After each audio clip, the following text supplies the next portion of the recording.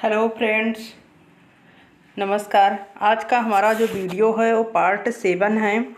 संविधान का इतिहास का जो एक सीरीज चल रही है उसका आज पार्ट 7 है और पार्ट 6 जो मतलब 1 से लेकर 6 तक जो वीडियो डाला गया वो टॉप रैंकर्स SLN चैनल पर डाला गया है। टॉप रैंकर्स SLN चैनल पर जाकर देखिए। आज का जो वीडियो पार्ट 7 है। आज हम जो है आगे जो 1919 के अधिनियम पढ़े थे, 1919 ईस्वी का भारत शासन अधिनियम, उसके आगे पढ़ते हैं 1935 ईस्वी का भारत शासन अधिनियम। उसके बारे में देखते हैं कौन कौन सी जो मुख्य विशेषताएं हैं और कौन कौन सी जो मतलब ऐसे क्वेश्चन है, ऐसे पॉइंट है जो पेपर में पूछे जाते हैं। तो चलिए पढ़ते हैं, आइए देखते हैं।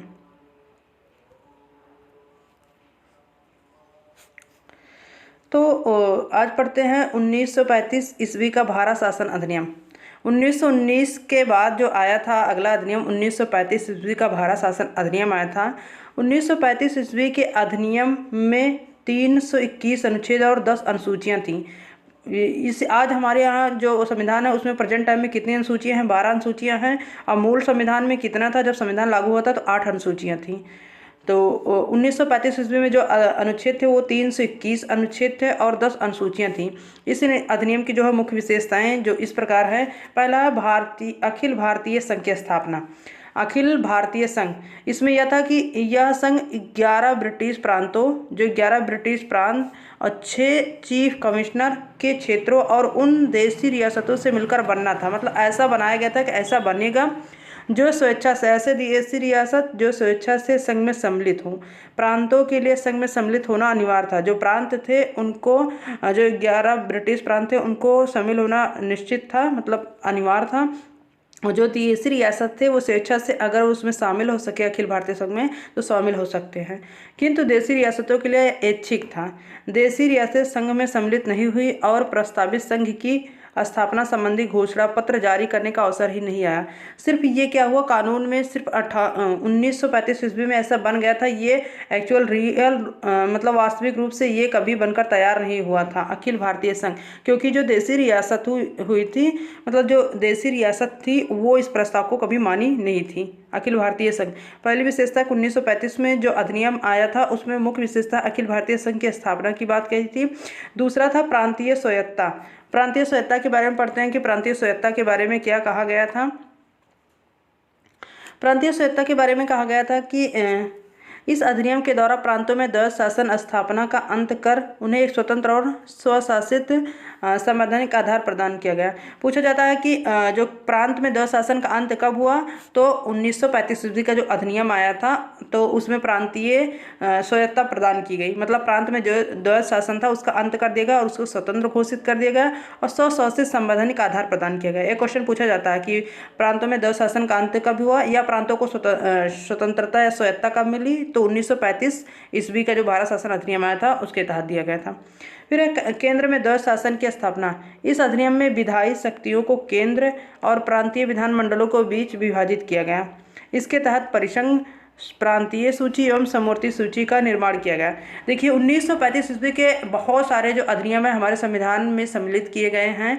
तो उसमें से एक पॉइंट ये भी है कि इस अधिनियम में केंद्र में द्वैध शासन की स्थापना की गई थी और प्रांतों में द्वैध शासन की स्थापना हटाई गई थी। ये क्वेश्चन इंपॉर्टेंट है कि 1935 में प्रांतीय स्वायत्तता प्रदान की गई थी और केंद्र में द्वैध शासन की स्थापना की गई थी।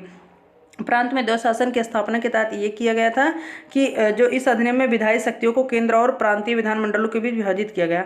आज भी जो हमारा संविधान है उसमें भी जो है शक्तियों का बंटवारा किया गया है। केंद्र की अलग विधायी शक्तियां हैं और राज्यों को भी विधायी शक्तियां मिली हैं। उस समय भी 3 सूचियां बनी थी, परिसंघ सूची, समवर्ती सूची, परिसंघ सूची, प्रांतीय सूची और समवर्ती सूची का निर्माण किया गया था। जैसे आज हमारे प्रेजेंट टाइम में है संघ सूची, राज्य सूची और समवर्ती सूची। परिसंघ सूची में उस समय भी जैसे आज हमारे यहाँ परिसंघ सूची में यानी संघ सूची में केंद्र कानून बनाता है, प्रांतीय यानी राज्य सूची में जो है राज्य कानून बनाता है और समवर्ती सूची में जो है उस समय दोनों कानून बनाते थे। और आज भी जो समवर्ती सूची है इसमें केंद्र और प्रांत दोनों कानून बनाते हैं। और आज भी कहा गया कि समवर्ती सूची का जो विषय है, अगर एक ही विषय पे दोनों मतलब राज्य और केंद्र दोनों कानून बनाए तो जो केंद्र का कानून हो वो ज़्यादा प्रभावी होता है।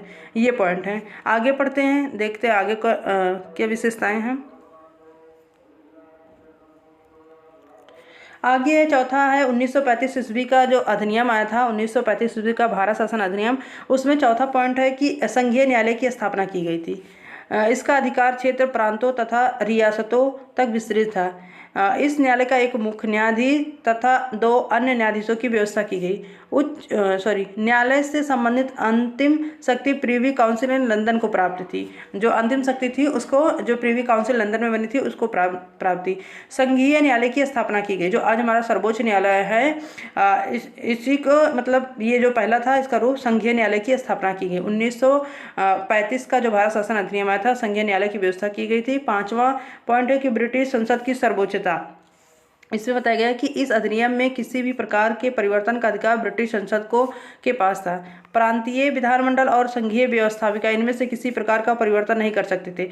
अगर कोई भी कानून में या कोई भी नियम या रूल में कुछ बनाना हो, अगर कुछ परिवर्तन करना है, तो संसद की सर्वोच्चता थी। जैसे आज हमारा जो भारतीय संविधान है उसमें क्या संविधान को सर्वोच्चता दी गई है, उस समय ब्रिटिश संसद को सर्वोच्चता दी गई थी कि ब्रिटिश संसद ही जो कर सकती है। जो भारत में प्रांतीय विधानमंडल था, संघीय व्यवस्थापिका, वो कोई भी परिवर्तन नहीं कर सकती है। फिर छठा पॉइंट है कि भारत परिषद का अंत हो गया।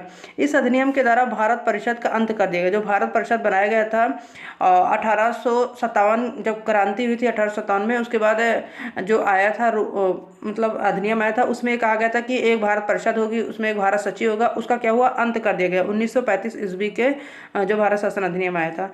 7वां था सांप्रदायिक निर्वाचन पद्धति का विस्तार किया गया था। इसमें क्या किया गया था, 7वें पॉइंट में कहा गया कि सांप्रदायिक वो था, कानून बनाया गया था, निर्वाचन प्रणाली, मतलब सांप्रदायिक निर्वाचन पद्धति का विस्तार किया गया। इसमें जो सांप्रदायिक निर्वाचन पद्धति 1909 से शुरू हुआ था, मुस्लिमों को दिया गया, फिर 1919 में और सारे सिखों को दिया गया, आंग्ल भारतीयों को दिया गया। अब उसका क्या किया गया, और विस्तार किया गया। इसमें क्या किया गया कि संघीय तथा प्रांतीय व्यवस्थापिका में विभिन्न संप्रदायों को प्रतिनिधित्व देने के लिए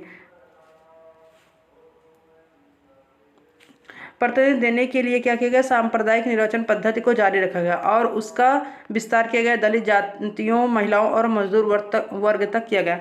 मतलब जो 1909 में सांप्रदायिक निर्वाचन प्रणाली आई थी, उसके बारे में कहा गया। मिंटो को इसका जनक माना जाता है। सांप्रदायिक निर्वाचन के जनक को मिंटो को कहा जाता है, लॉर्ड मिंटो को।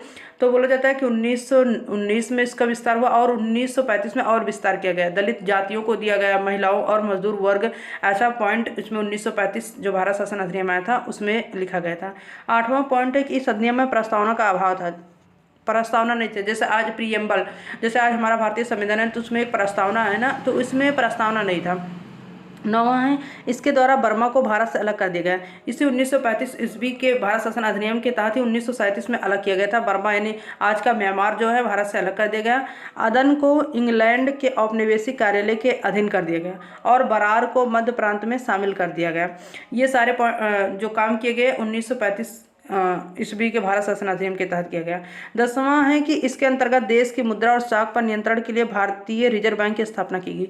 आरबीआई की स्थापना जो सन 1935 का भारत शासन अधिनियम है उसी के तहत किया गया। आरबीआई, भारतीय रिजर्व बैंक की स्थापना की गई। 11वां पॉइंट है कि इसने मताधिकार का विस्तार किया, मताधिकार का बढ़ाया। लगभग 10% जनसंख्या को मत अधिकार मिल गया। मतलब अब क्या हुआ, अब 10% जो जनसंख्या का 10% है उसको क्या हुआ, मताधिकार मिल गया, मतलब मत देने का अधिकार दिया गया। इतने पॉइंट जो हैं, टोटल 11 पॉइंट हैं 1935 ईस्वी का भारत शासन अधिनियम। ये बहुत इंपॉर्टेंट है। बहुत सारे पॉइंट जो अधिकतर जो है वो हमारे संविधान में आज भी शामिल किए गए हैं, चाहे अनुसूचियाँ हों, चाहे जो संघीय न्यायालय है, आरबीआई की स्थापना हुई। प्रस्तावना 1935 जो ईस्वी का भारत शासन अधिनियम आया था उसमें प्रस्तावना नहीं था, लेकिन हमारा जो वर्तमान संविधान है उसमें प्रस्तावना यानी प्रीएम्बल को जोड़ा गया है और इसी के तहत जो है उसमें बर्मा को अलग किया गया था। इसी के तहत आरबीआई की स्थापना होती, मताधिकार को 10% मतलब दिया गया, बढ़ाया गया।